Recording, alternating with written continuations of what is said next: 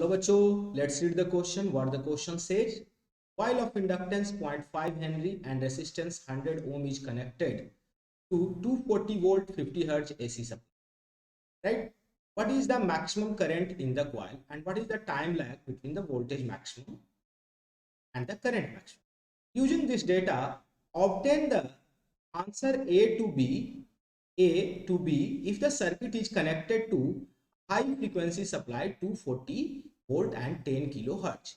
Hence explain the statement that at very high frequency an inductor in a circuit nearly amounts to an open circuit. And how does the inductor behave in a DC circuit after the steady state? What is the maximum current in the coil?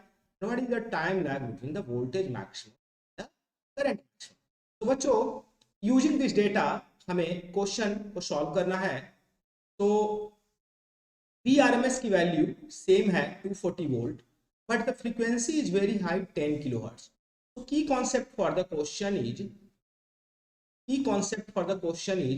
the value of XL is omega L and 2 pi f L and this is 2 pi into 10 पे power 3 into 10 into L की value है 0.5 ohm, right? And the value of R is 100 ohm.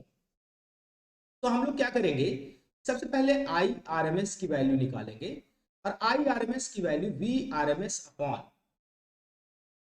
Under root XL का square plus R square. इसको अगर हम solve करें बच्चों XL की वैल्यू, तो एक्सएल की वैल्यू हमें सॉल्व करके क्या मिलेगी, एक्सएल की वैल्यू हमें सॉल्व करने के बाद मिलेगी ये एक बहुत ही लार्ज वैल्यू होगी 31415.9 ओम। तो VRMS हमारे पास है 240 अपॉन अंडर रूट 31419.9 का स्क्वायर प्लस 100 का स्क्वायर और ये वैल्यू हमें मिल जाएगी बच्चों IRMS की वैल्यू। ये हमें इसको हम कह सकते हैं IRMS, राइट वैल्यू बच्चे। तो IRMS की वैल्यू देखा जाए तो बहुत कम हो जाएगी क्योंकि ये 240 अपॉन रेसिस्टेंस की वैल्यू, स्पेशली इंडक्टिव रेसिस्टेंस की जो वैल्यू है वो बहुत ज़्यादा है। तो हमारा जो ऑब्जेक्टिव है वो मैक्सिमम करंट फाइंड आउट करना है। IRMS की वैल्यू 240 अपॉन अंडर रूट 31415.9 का स्क्वायर प्लस 100 का स्क्वायर, ये इतना ओम है हमारे पास IRMS। तो I मैक्सिमम जो है बच्चों वो हो जाएगी √2 इंटू IRMS और हम लोग लिख सकते हैं √2 इंटू 240 अपॉन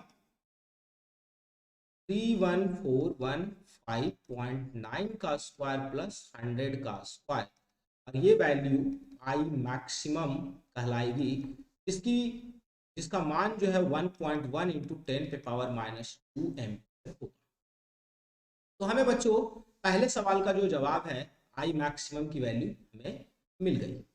ठीक है बच्चों, अब उसके बाद हम लोग देखते हैं कि इसका दूसरा सवाल क्या है। दूसरा सवाल कहता है बच्चों कि what is the time lag between voltage maximum and the current maximum. तो बच्चों अगर हम इसके बी पार्ट पे फोकस करें तो बी पार्ट के हिसाब से देखा जाए तो जो करंट है बच्चों वो हो जाएगी I not cos omega T minus 5 क्योंकि ये इंडक्टिव सर्किट है और V बराबर हो जाएगी V not cos omega T. जब ये हम मैक्सिमाइज करेंगे तो हमें टाइम लैग जो है टी की वैल्यू 5 अपॉन ओमेगा मिल जाएगी बच्चों। तो tan 5 की वैल्यू हम लोग सबसे पहले फाइंड आउट करेंगे और वो हो जाएगी XL अपॉन R और tan 5 XL की जो वैल्यू है 31415.9 ओम अपॉन R की वैल्यू जो है वो 100 है, ये हो जाएगी 314.159। ये हमारा क्या है tan 5 की वैल्यू है।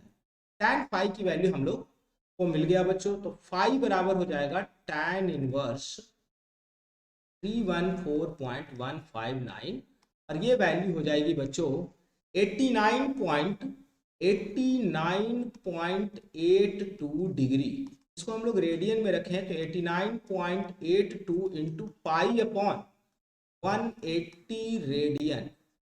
ठीक है बच्चों, तो हमें 5 मिल चुका है बच्चों और ओमेगा की जो वैल्यू है, ओमेगा की जो वैल्यू है वो 2 पाई एफ होता है। इसको हम लोग लिख सकते हैं 2 pi into 10,000 because frequency is very high, frequency is 10 kilo hertz. Omega की वैल्यू हमें मिल चुकी है बच्चों। तो टाइम लैग जो है हमारा हो जाएगा, टाइम लैग ये हो जाएगा पाई अपॉन ओमेगा, और इसको हम लोग लिख सकते हैं 89.82 into pi upon 180 into 2 pi into 10,000। और जो टाइम लैग हमें मिल जाएगा बच्चों, ये देखा जाए तो बहुत कम होगा क्योंकि डिनोमिनेटर की वैल्यू बहुत हाई है, और ये हो जाएगी इसको सॉल्व करने के बाद 25 इंटू 10 पे पावर -6 सेकेंड। तो हम लोग कह सकते हैं जो टाइम लैग है बच्चों वो 25 माइक्रो सेकेंड है बच्चों। इसको हम लोग इसको हम लोग क्या लिख सकते हैं बच्चों, ये आपका 25 माइक्रो सेकेंड। इसको हम लोग हाईलाइट कर देते हैं बच्चों। होपफुली आप सभी को समझ में आया होगा बच्चों। टाइम लैग हमने फाइंड आउट कर लिया है, और दूसरी चीज जो हमें फाइंड आउट करनी थी बच्चों, मैक्सिमम वैल्यू ऑफ करंट, वो भी हम लोगों ने फाइंड आउट कर लिया है। Thank you, all the best.